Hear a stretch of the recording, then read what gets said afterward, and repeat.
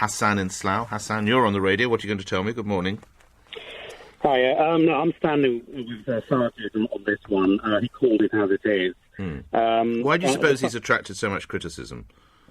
I think it's just a typical reaction from the left, looking at this political correctness element here. I think their anger is actually misplaced. It should be supporting, the anger should be going towards supporting the victims rather than the perpetrators and focusing on their ethnicity.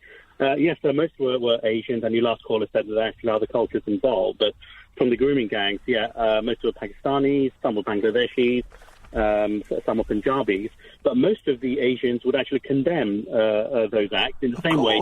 Muslim terrorism, so the word Muslim is used, but other Muslims, the rest of the Muslims would condemn Muslim terrorism in the same way white supremacy, this evil cult, will be condemned by other white people. So David Lammy and Dianne Abbott are actually wrong when they say that by calling the race is going to jeopardize the whole of the community. No, it's nonsense.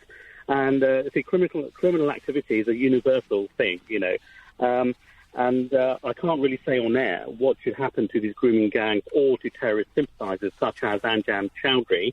It's quite interesting. He said that he'll never... I know, we're about to look at that. Yeah, what do you make of that? Let me get the quote. It's he's always going to have to support ISIS, is what he says, isn't it? Well, here we are. I've got it now. As Muslims, we have no choice but to support the Islamic State. We don't have any choice but to give allegiance to the Caliph, and to say that he, in fact, is the Caliph, we have to obey him. It is not a question of whether we chose to support IS or not. It is a matter of Islamic responsibility and duty for every Muslim to give their allegiance to the Caliph and obey him if he orders them to do something. Back to you.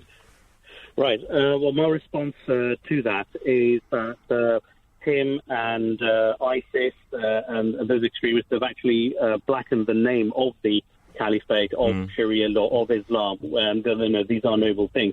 They're not the caliph in the same way that we had them in the past. And he's actually betrayed ISIS, Anjan Chowdhury. How? Well, he said he'll never give them up, or he never fought for them in the first place. He's a coward. Yes, that's an interesting point you make. Thank you for that. We are looking at this story in more detail.